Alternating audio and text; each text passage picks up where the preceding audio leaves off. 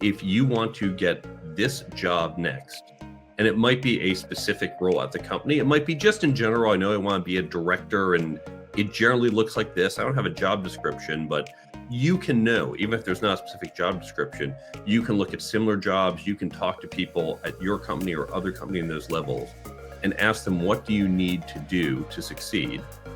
And so now you look at that set of skills and you look at where you are and you define that skills gap.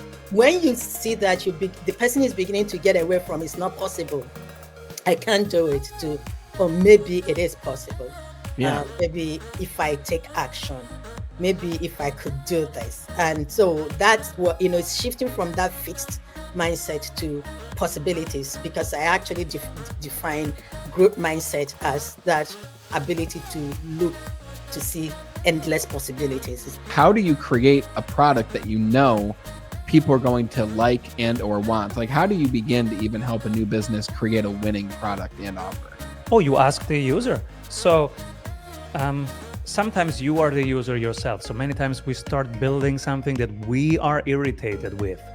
So, oh my God, there must be a better way to do this. Let me build it. When do you know it's time to move on from a company that maybe you've been with a company for 10, 11, 12. I've been with the company I'm with for 11 years now. Since I was 18 years old, I'm almost 30 years old. I've been with the same company and I've built and grown with that company. But how do you know when it's time to move on to the next? Because we're in a different world now where we used to work for one company for 50 years, retire, get the gold watch. Awesome, right? But now we're in a different world. Now people are hopping from one place to another. Some maybe hopping too much, but how do you know when it's time to move on?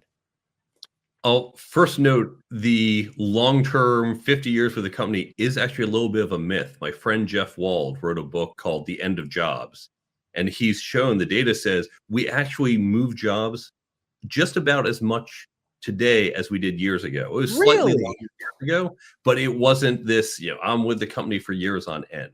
Interesting. But, we do see that with some of the bigger corporate companies. When I consulted to Sears, I met people who had been there 20, 30 years. And so that's where we thought about the big corporations circa 1950, 1960. That's where the myth comes from. Okay. To your question, it's not about the company and whether you should stay there or not. It's about where you're going. So I'll give you an example. Early in my career, I didn't have a lot of direction. And one day my boss came in and he said to me, well, this may surprise you or maybe not, but I'm leaving the company. I'm going out to do my own. I'm taking some of the engineers with me and we'd love for you to come. And the people who were staying also sat me down and said, hey, we know he's leaving. He probably approached you. We want you to stay. I said, well, how do I make this decision? And I started to ask myself, both of them, obviously they'd pay me well. I like the people, but there's more. It's not just what I have today. Where am I going? Which job is going to take me in that direction? I thought about I want to be a CTO, which one's going to help develop me and get me there? And compensation could have been part of it. I didn't think it would be in this case. Of course, then I realized I had more than two options. And I started looking at other jobs and went somewhere else where I said, this is the best way to advance to where I want to go. So all of us need to sit down and say, let me think about my career. And here's something specific you can do right now. Now, you might pause the podcast for a second, but you have to come back and you take out your cell phone and you put a note, create a calendar event that says, think about my career and its future, and set that as a recurring meeting for every 6 months. So now you're never going more than 6 months without sitting down for maybe 30 minutes and saying, let me think about where am I today? Where am I trying to go? And am I still on the right path? Or are there better paths I could take, whether a different role at this company or a role at another company? And so that's how you want to focus on this question. It's not about should you stay at this company or not. It's, is this job moving you forward? Yes or no? I will say I have an article called, let's be honest, this job isn't going to last forever. And I am honest with my employees. And we talk about the fact that in 10 years, they're not going to be at the company. Probably I won't be either. In fact, it's not even 10 years. We use 10 years because it feels far enough in the future. Mm-hmm. I've talked with employees where even they say, look, in 2 years, I want to be somewhere else. And I'm okay having that conversation. because my job is to support them in their goals. And what I don't want to have happen, if they want to move somewhere else, they want to move somewhere else. Maybe I can try and convince them, but if I can't, so be it. But if I know they're going, I can help plan and replace instead of one day showing up and seeing an empty desk. True. I love that. No, that's powerful. So let's talk to young Mark, who is beginning his corporate career, or beginning his career journey in general. And you've got a lot of young men, a lot of young women out there out of school. They're building something. Maybe they have an entrepreneurial mindset, but they want to develop the skills inside of a company first, whatever it may be. They're starting off. Okay. You mentioned a lot of these different skills, right? Career planning, management, leadership, communications, ethics, the list goes on. Where would you recommend these individuals begin in terms of building their career journey? And to add on to this, you mentioned earlier waiting for a promotion, right? If you know that this is where I want to be in 10 years, these are the skills I have to improve at. These skills involve me being inside of leadership, but I'm new to this company, or maybe I'm just not sure how to move into leadership at this company. Does one wait for a promotion? Does one wait for that conversation? How does one have the ambition to move up and ask for what it is that they want inside of the company? It's exactly that. And I have some articles that get more into detail on this. But you need to ask these questions when you think about your project. You say, well, here we are in this year-long project we've been talking about. We're here in June. Here's where we need to be December 31st. What's the gap? What's the work remaining? And how do we close that gap? And the same thing applies to your job. If you want to get this job next, and it might be a specific role at the company, it might be just in general, I know I want to be a director and it generally looks like this. I don't have a job description, but you can know, even if there's not a specific job description, you can look at similar jobs. You can talk to people at your company or other company in those levels and ask them, what do you need to do to succeed? And so now you look at that set of skills and you look at where you are and you define that skills gap. You can have this conversation with your manager. Your manager should be able to have it. Unfortunately, many do not. And if your manager can't have it, you're on your own to figure it out. But then you say, here is the skills gap. So let's take sales as an example. You're an individual salesperson. You're doing well. You've got good sales numbers. You say, I want to be a director of sales. What do you need to do to be a director? Well, you've got the good sales skills, but there might be some other skills needed, like opening a new territory. It might be managing other people, saying, well, I haven't done that. Maybe I'm confident I can do that. Maybe I think I'll be a good manager, but no one has seen me do it. So how can you gain that skill? And it might be you say, I'm going to work on one of the other corporate projects, maybe some charity initiative, and I'll lead that team and I'll show my management skills. Maybe it's you take a class and get a certificate and say, see, I've got a certificate showing I know how to manage. Maybe it's just in conversations with the people who can promote you to convince them that you have those skills. As for the opening the territory, you might say, okay, I'm going to ask, in addition to my own work, is there something I can do? I'd like to help start a territory. I know I can't run it yet, but I'll open it up. We'll hand it to someone else, but that's going to check the box and show what I've done.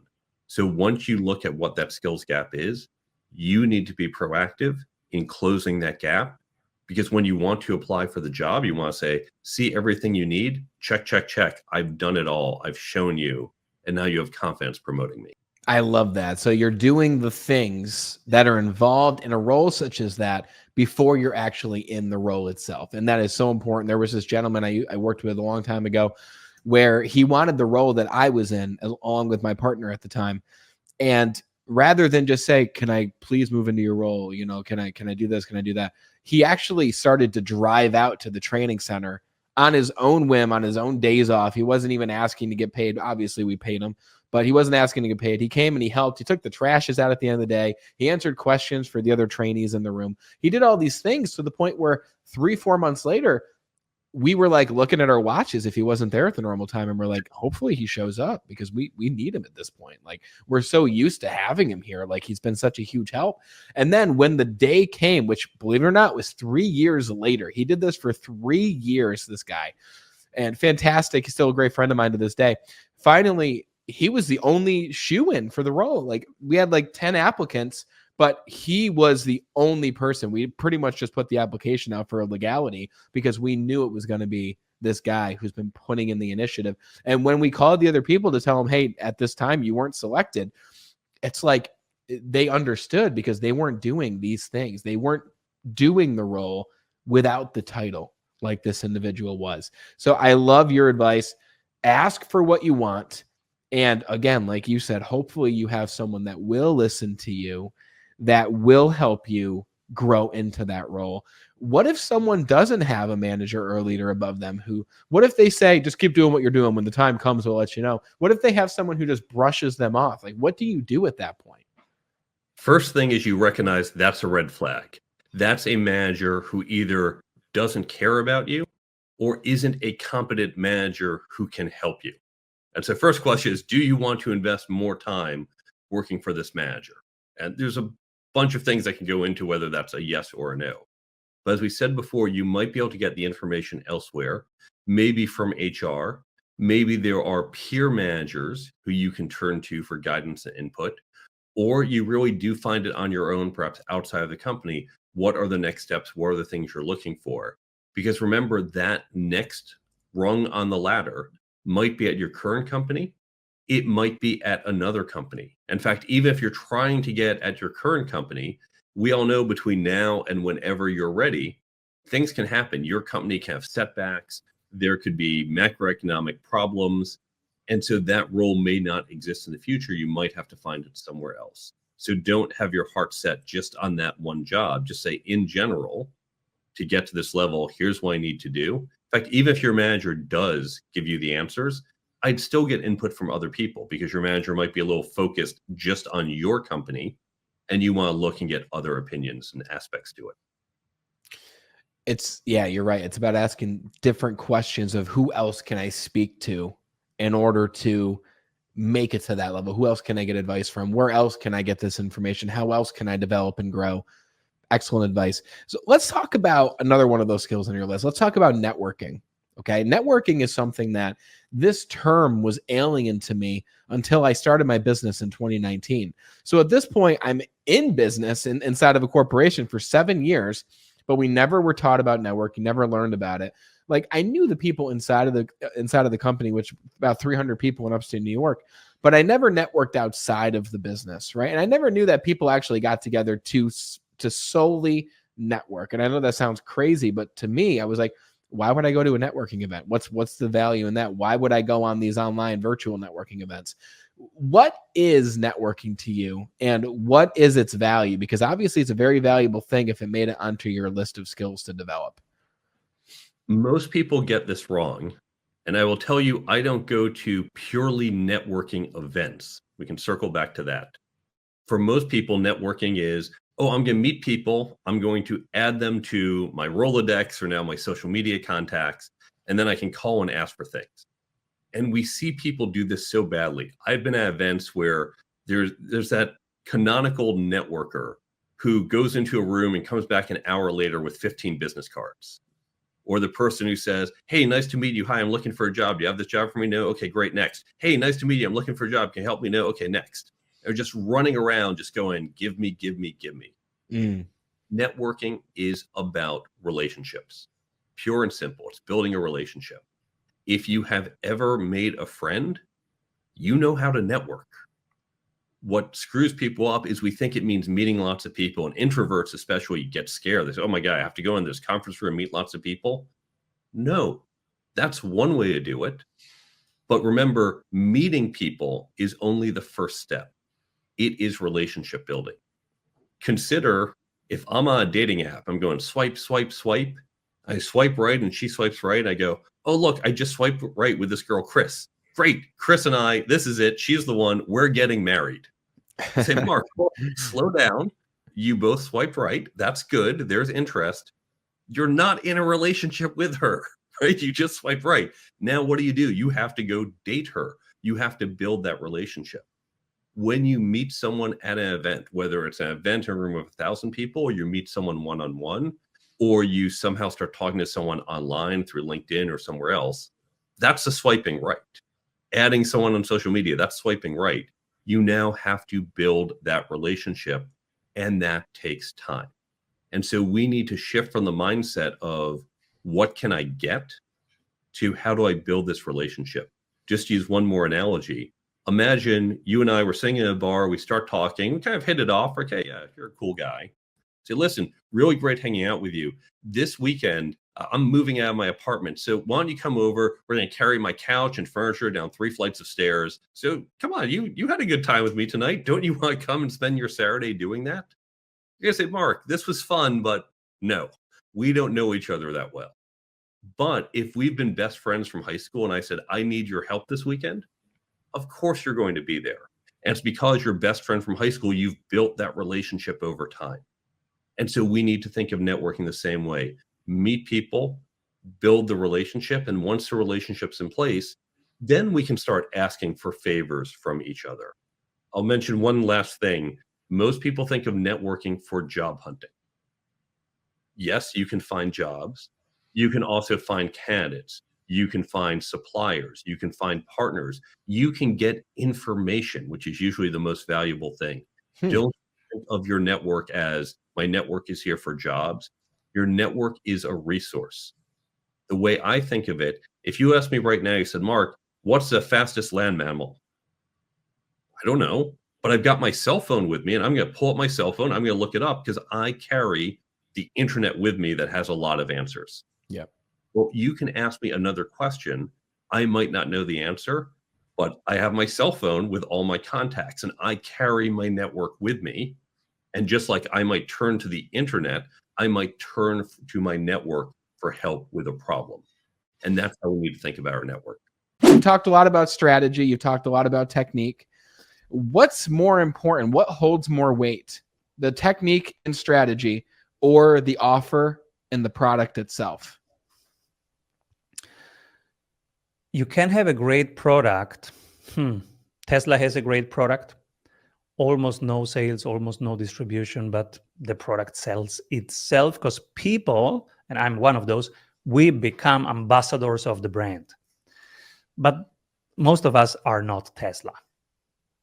Except if Tesla is listening, congrats. Everybody else, guys, we are not Tesla. So we need a great product and we need distribution. On the other side, the distribution of Microsoft is the best on the planet. Their products, sorry guys, they suck.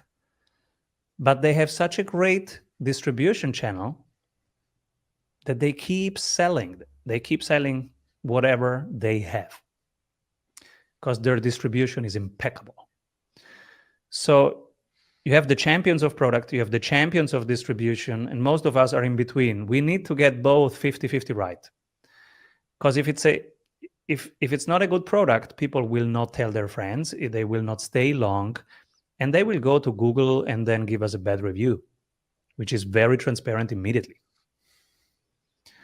So we need both. We need 50-50. If I'm starting a startup, I am a solo founder, then I'm thinking, okay, in the morning I build the product, in the afternoon I sell it.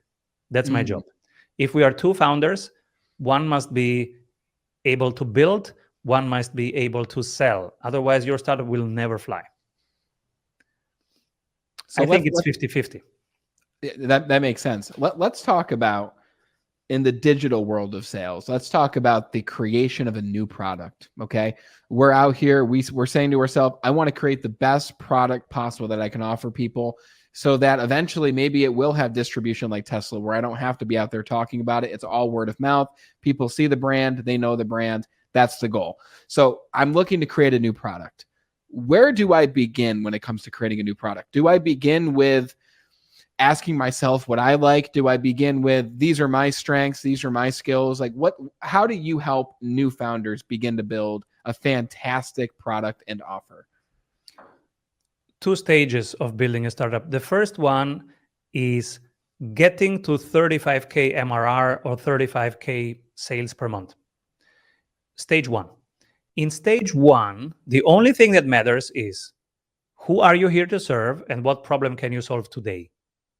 So what you do is you acquire customers for zero, you offer to work, whatever the price, doesn't matter, can be zero, doesn't matter. The only thing that matters in the beginning is speed. How quickly can you iterate? An iteration is, let's say, 7 days or 14 days, one sprint. We like 7 days. In those 7 days, how much can I build? Can I build the landing page and one feature? Then I ship that one feature to those, let's say I have 5 clients for free. So I ship the first feature on Wednesday, and by Friday, I want their feedback and I see how they're using it. So I have a video or some form of heat map that tells me they were clicking this, they were doing this, they liked this, they misliked this. So next week, I improve that feature. Then I ask them again, hey guys, what's missing? What else do you need? They say, oh, I need this. I build that. So this is how you get to 35K. It might take you 6 months. It might take you longer. The mark is 35K per month, because at some point you will feel confident enough. Maybe it's after 2 months, maybe it's after 20 months. But at some point you will feel confident, hey, all the feedback that we got, we have implemented. Now it's good. Now let's charge 80% of the final price that we want. And then you start quickly from 0 to 80% of the price that you want. You don't need anything in between, because the product is either not good or it's good. As soon as it's good, boom, start charging. And then you iterate with them. Now you onboard the next 10 and the next 10. And then it's super, super solid. The product is solid. This is when you start now stage 2. From 35K to 70K, it's a total different game. You have to switch gears. Because now the founder team, the person who was building it, now they are an obstacle. What made them successful will now break them if they stay in the same pattern. So you have to now minimize product effort and maximize promotion, sales. Now everything becomes sales oriented. The whole organization is looking at the pipeline meeting, which is the core. It becomes the weekly most important meeting, the pipeline meeting, where there's 2 questions. Every person gets asked 2 questions. Which opportunities did I create this week? What's the agreed next step? That's it. These 2 questions. But you now change the culture of the company to become a sales-oriented culture. Because now from 35 to 7K means whoever was building has to go one step back, and whoever can sell has to come forward. Because now it's, okay, the product is good. Now it's about scaling it, bring it to new countries, bring it to new people. Let me ask you, so let's take a step back even from that, because I think that's great. And we started with, okay, we're going to serve a specific audience and we're going to help them to solve a problem. We're going to start by having even a test group of people that we help to get a result even within 7 days, which is amazing. Speed is very important. Let's take a step back. How do you create a product that you know people are going to like and or want? Like, how do you begin to even help a new business create a winning product and offer? Oh, you ask the user. So sometimes you are the user yourself. So many times we start building something that we are irritated with. So, oh my God, there must be a better way to do this. Let me build it. Mostly that's how we start a venture. And so in that case, we are even quicker because we are the first beta tester. We are immersed into that. So we can scale that even quicker because we build it and we test it immediately on our own. If we are not, then we need to involve them much more and listen much more carefully. But the answer to those questions will come from the user. Whoever the user is, that user will tell you, hey, this is working, this is not working. So because every 7 days, you will be asking, what part is working well? Which part do I need to improve? What else do you need? Yeah, the reason I asked that is it's more of a selfish question because I one of the first products I created back in 2019 was my first digital course. It was a goal setting course. And the reason I created that course was exactly what you just said. I was someone in my early 20s who had no goals. I didn't know how to transform my life. I had a mentor come into my life and he helped me employ a process that really has brought me to where I am today.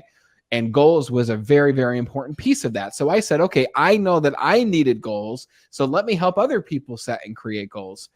And the product, it wasn't a complete bomb, but the product never reached its full potential. And I realized I created a product that I wanted, but it wasn't necessarily a product that other people wanted. So I learned from my mistake, and I instead the next time performed research, and I went on Facebook, I went on LinkedIn, I went on all those platforms, and I said, hey, can you guys help me by completing a quick 5-minute survey? And they went in, and I had about 70 responses to this survey about what your problems were, what's stopping you from reaching your peak. If you could invent any product that could help you in your life, what would that be? I asked them a series of questions. And from that, I created my next product, which was called the Be Better Bootcamp.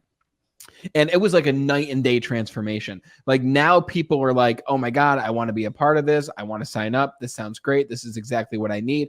So by shifting from what I wanted to make to what other people actually wanted, yet still being in the same umbrella of personal development, personal growth, life transformation, I was able to finally create a profitable product. But it was very painful the first time around, having a product that people didn't want because I was crafting it only from what I wanted at the time. Exactly. And this is a great story because this is real entrepreneurship. And this is how we all created the first launch. My first launch was very similar. I went to MIT and did a pretty expensive course about product and service innovation. So product and process innovation. And then I said, wow, that was so boring and too many slides.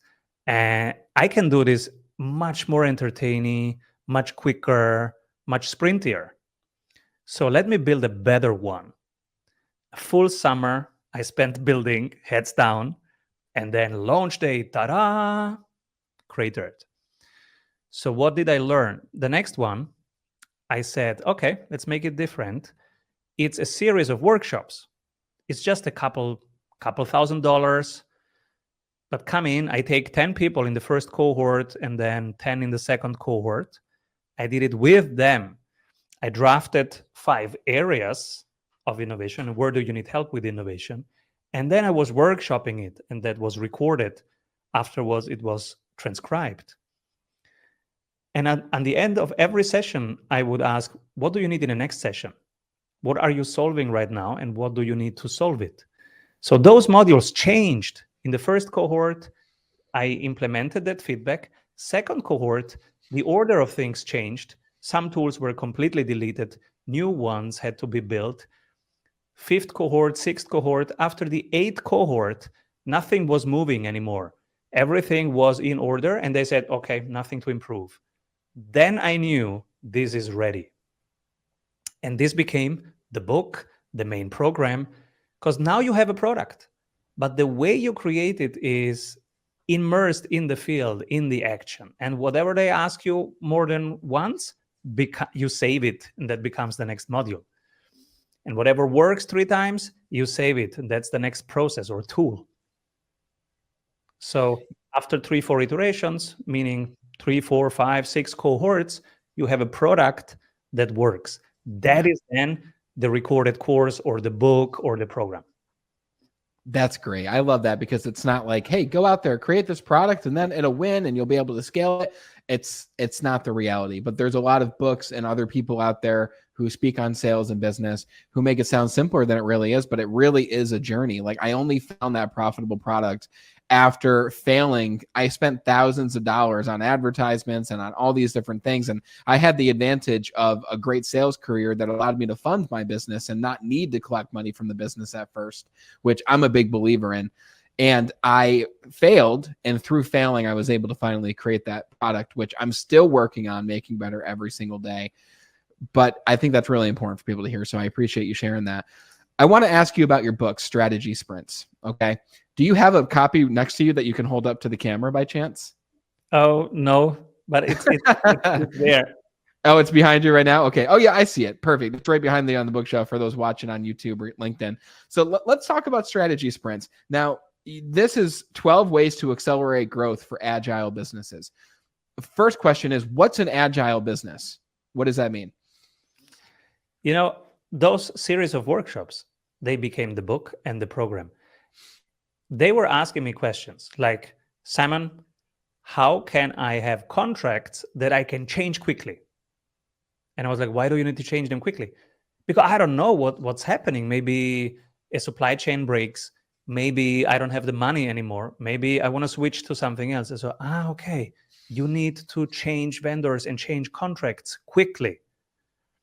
That became the agility chapter, because it's a real problem for entrepreneurs not having contracts that bind you for 2 years when you don't know what's happening in 2 months. Yeah. So one part was agilizing every single contract. You want to optimize for maneuverability as a company, so that you always have multiple options and you can quickly change your path from north to west to southwest whenever you want, because the market is giving you that opportunity. You want to ride that opportunity. So one important thing, how can we make this agile? And agile means you can change stuff immediately. Then you are super agile. If markets changes faster than you can change stuff, then you are rigid. And then you have a problem. And you have experienced it over the last years. If the recession comes and you cannot adapt your offer, you have a problem. So agility is, hey, I can change all suppliers, I can change all contracts, I can change my offer, I can change my website, I can change my product, I can adapt as quickly as the market brings opportunities. Then I'm agile. That makes a lot of sense. Being able to change and adapt quickly. And I'm guessing that the larger you get, the more difficult it is for that to happen. Or am I wrong in saying that? In theory, yes, but I know a ton of small teams that are super rigid, and I know huge enterprises that are super agile. Okay.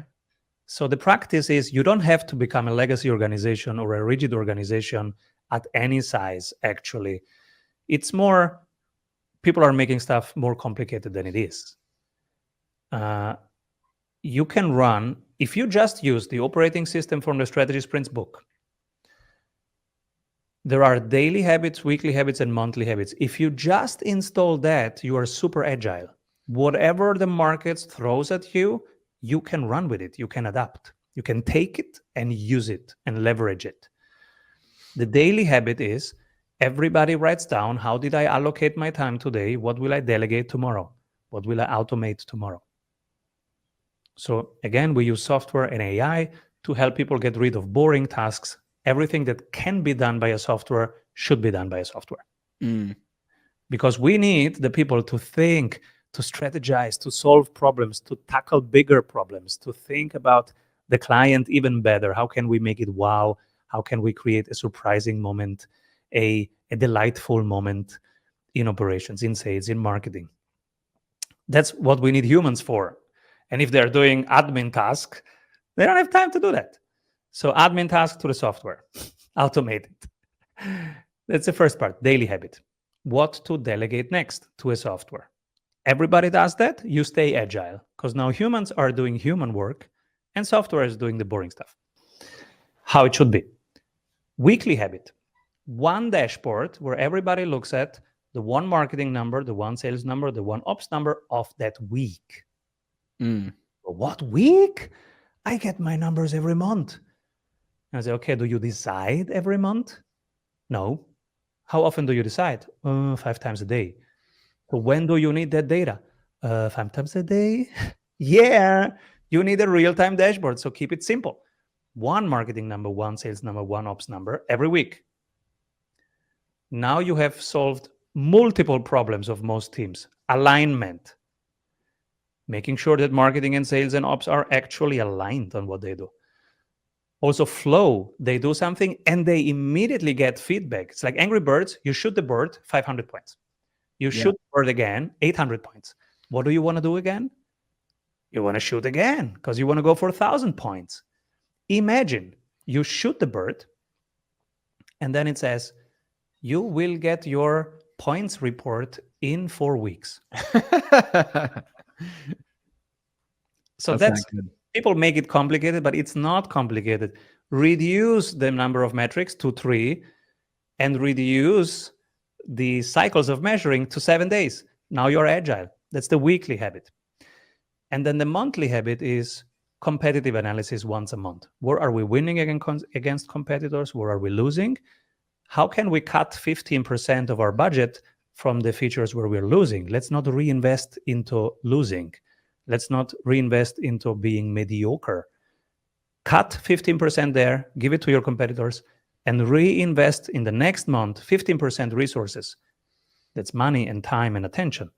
Reinvest those 15% into the two features where you're currently winning. So you're currently winning. You add 15% to that.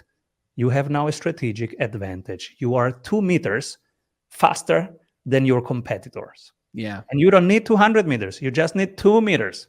If we lack in these skills and we begin to ask ourselves the question, what skills am I lacking that would help me to reach that next level of performance?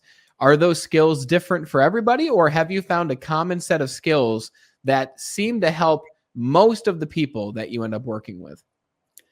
Okay, so each individual, depending on what they're working on, has different issues to deal with. But leadership skills, there are basic leadership skills, and there are universal leadership principles, irrespective of where you are and what you're working on, right? So that's why we start with the self-awareness. With the self-awareness, you're able to identify your strengths. And I don't actually talk about it as weaknesses. I know it could be shadows.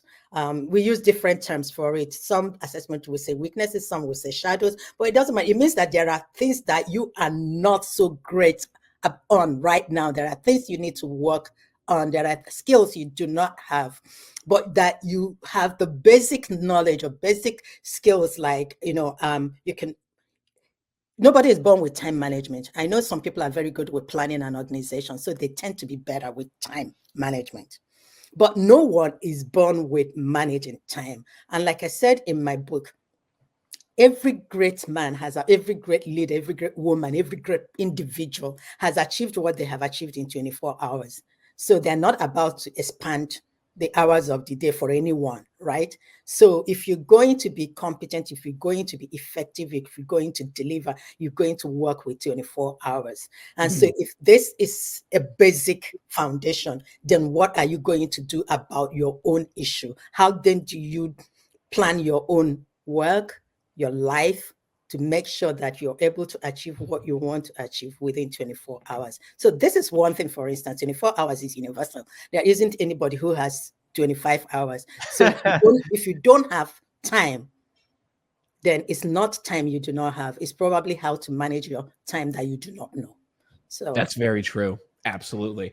Okay, so the people watching this, people wouldn't be watching this if they weren't already someone who is seeking new skills, seeking to improve. So it's not even that we're speaking to the people watching, but I know a lot of the people watching are wondering, how can I help other people with these things, namely the people on my team? So, okay, we talked about the skills, helping people develop those skills that they might not have, strengthen the ones that they do.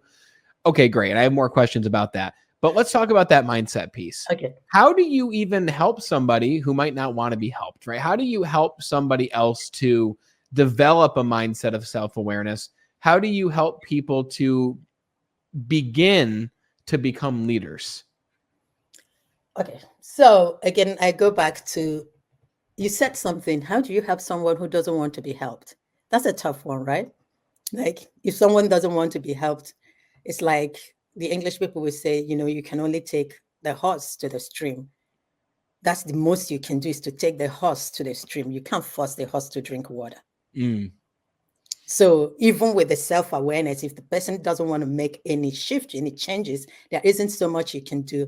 But as a coach, what you want to do is to get the individual to actually think about the cost of not doing something. Okay. The cost of not doing something. What is the cost of not doing something? Okay, so asking a question, even going back to that original story. Okay, so you work an open shift and not a closing shift. Well, what is the cost of this story that you tell yourself? Yeah. What is the cost of not doing something about this situation? Yeah. And if there is no cost, there's probably no motivation whatsoever to change. Because when you can answer, what would this cost you if it's not done? then you're beginning to get the person to think about the effect or the impact of inaction. And hopefully that the person can see why change would be very important for that person.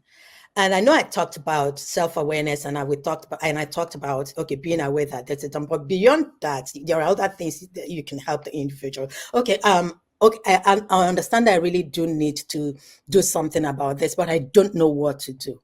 Okay, so I mean, I don't know what to do. I would like to, do something about this. I'd like to manage my shifts. I would like to, but I don't know how to do this. So we begin to look at what are the goals you have, or how do you prioritize what you're doing, and how can you hold yourself accountable for the goals you want to set for yourself? How do you eliminate distractions, right?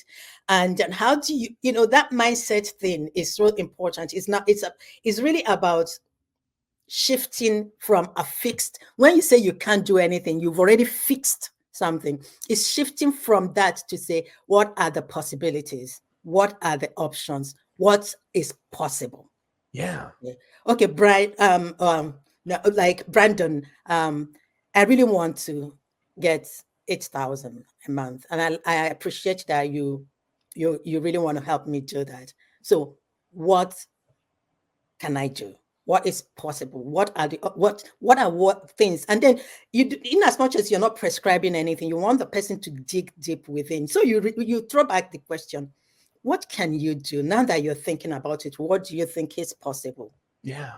Do you have, what resources are available to you? So you can start thinking, oh, maybe I can do this, or maybe I can get a relative to help with my kids. Maybe all you have to do is to, ask those, are there resources available to you that you can leverage? What are there that you can use right now?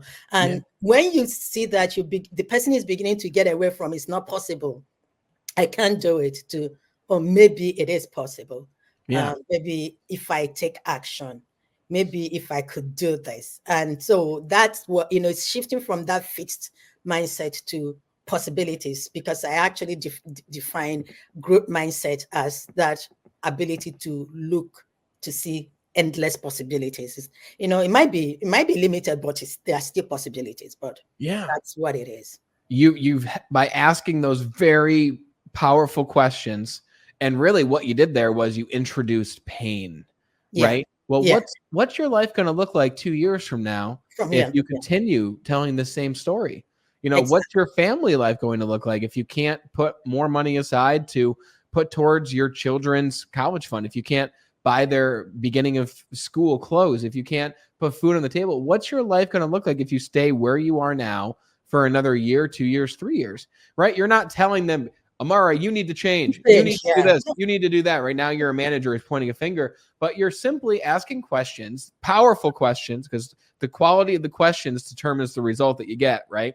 And now you've helped to transform them from saying, I can't do this, like you said, a fixed mindset, or I don't know how to do this, which is better, to how can I do this?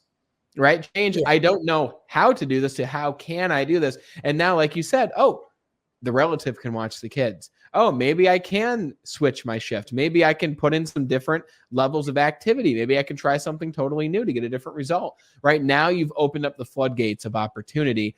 And I do agree with you. I believe mindset comes before skills, because how can you teach someone to improve in skills if the mindset's not there? It has to begin with the mindset. And it has to begin with the self. It has to be that Yes. that shift has to begin with the individual. Yeah, it's showing them as leaders, it's helping to show them that change is possible. Not easy, but possible. Yeah, not easy, but possible. Yeah. That's awesome. I love that. And again, asking questions is the key to these conversations. Asking questions is the key. Asking the right questions is also important. But helping that individual unlock something in their head, in their mind, is really important. And I think that's what's powerful. Let me ask you, is it worth is it worth your time as a leader to help everybody? Are there some people where you'll spend less time, maybe no time? Like, how do you know where to invest more of your time as a leader into the right people? How do you know?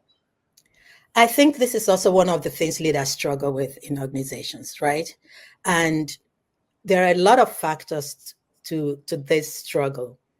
Part of it is that also leaders are not very, how do I put it, objective. Some part of the struggle with this is they're looking for people who are like themselves. Yes. Or Or who they like. who they like. Or so that's what this versus a strategic development, what is good for this organization. And that's why when you hear excuses from middle managers about how their bosses are not acknowledging or how their bosses are the reasons they have not gotten the promotion, you take a pause and say to them that, no, it's not your boss, because it's you who needs to speak up for yourself. But what you don't only speak up, you have to demonstrate that through your performance, and so that you can gain the recognition that you need. And how you do that is also not just raising your voice, which I just mentioned about speaking up, is also raising your hands. There is raising your voice and raising your hands. And raising your hands is about going after those projects that are not only directly handled by your boss, but could be seen, would bring you out into the open so that you can be recognized for what you can give. And so when I work with middle managers, your boss is not the issue. You need to be able to raise the bar for yourself and speak up. So I go back to answer your question, which is how will the managers, so if managers would use the tools they have, like targeted development plans, performance management, reviews, if they use objective tools or the succession tools that the organization has, they would be able to identify where to put the investment, the development investment. And also, it's also good for the leader to recognize where he or she can or they cannot do it and identify another resource within the organization that can come in and help. So there are, like I said, there are a number of factors to it. One is check your own bias about how you reach out or how you want to inspire and develop. Use the tools that are available to you and know when you need help with development with other resources. They could be external, like coaches or consultants, but they can also be internal.